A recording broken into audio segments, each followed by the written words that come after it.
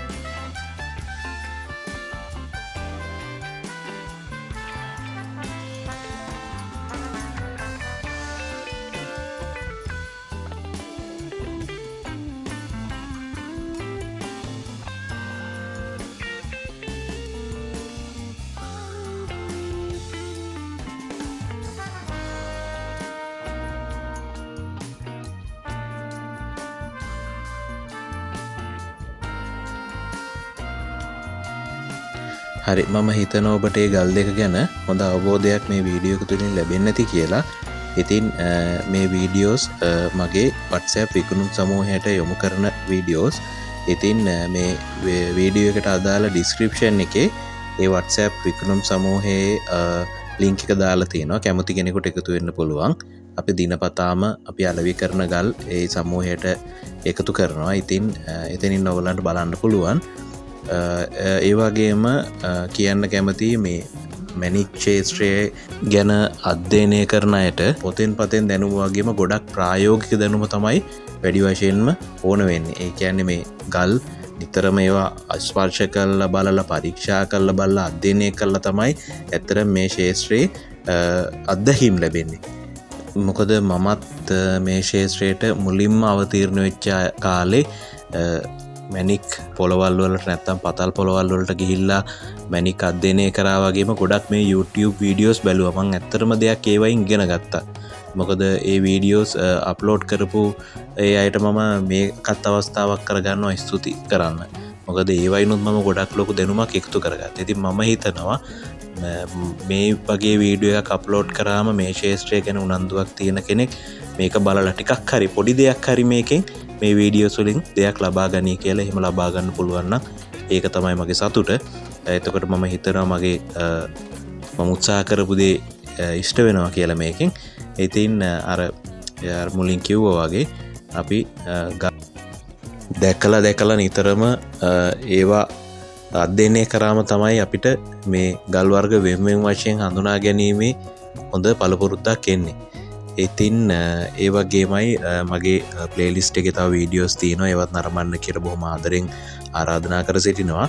විවිධ ගල් වර්ග වලට අදාළ ඒ කියන්නේ අපිට ලැබෙන සෑම ගලක් වගේම අපි මේ වගේ වීඩියෝ එකක් නිර්මාණය කරනවා. ඉතින් ඒ නිසා අපේ ප්ලේලිස්ට් එකේ විවිධ ගල් වල විස්තර ඇතුළත් වෙනවා. ඒවා බලලා මොන හරි දැනුමක් ඔයාගේ දැනුමට එක් කරගන්න පුළුවන් නම් ඒක ගොඩක් වටිනවා කියලා මම හිතනවා.